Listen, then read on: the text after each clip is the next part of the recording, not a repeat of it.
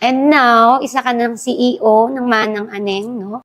And paano to na-establish, itong negosyo na to? Kung babalikan natin, ang nanay ko nagtitinda ng isda sa palengke. Very traditional, and nanggaling din naman siya sa lolo't lola ko na meron din namang negosyo noon. So, growing up, yun din yung nakita niya na kailangan magbenta ka para may pera ka. And then ako din, habang lumalaki ako, nakikita ko na kailangan pala may ginagawa ka para makakuha ka ng pera. And nung una nga, Miss Joycey, kumbaga, ayaw ko noon nung ginagawa niya. Sabi ko, ano ba to? Ang dumi.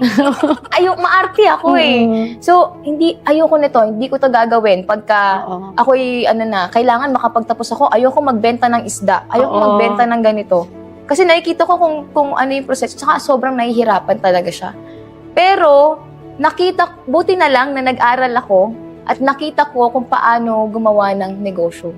Hindi lang basta magbenta kasi magkaiba po yun, di ba? Magkaiba yung nagbebenta ka lang versus you are an entrepreneur. Yes. So, I decided, buti na lang din na kinuha ko na kurso ay nakatulong sa akin para bumuo ng sistema. Kasi pwede naman gawin namin yun, mabubuhay na kami araw-araw. Ang gagawin namin, magbebenta kami ng isda, tapos bukas ganun ulit, hanggang sa isang bukas ganun ulit. Pero hindi yun yung nasa isip ko. Ang nasa isip ko, paano namin to mas-scale into something bigger for us to help other people. Ang ganda. Ganda nung parang ginawa mo, no? Parang ayaw mo siya. Pero nakita mo, along the way, ito yung bumuhay sa family ko sa family namin, dito ako nakapagtapos.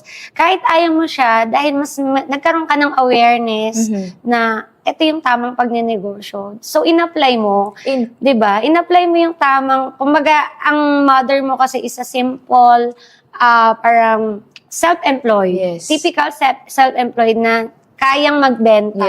And then, yung mindset mo naman, dahil nakita mo na sa corporate world, and nandun sa concept nyo na sama ng aning is makakapamili ka ng hindi ka madudumihan. Yes, correct. At balikan ko lang yun na meron kasi akong nabasang isang libro.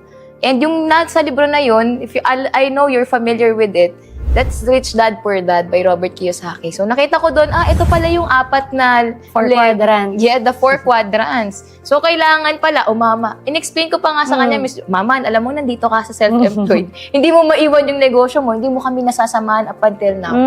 So napakita ko sa kanya yun, nasabi niya, oo nga no. Yes. And then, hindi rin naging madali, Miss Joycey, kasi talagang meron tong, alam mo yun, kumbaga puksaan.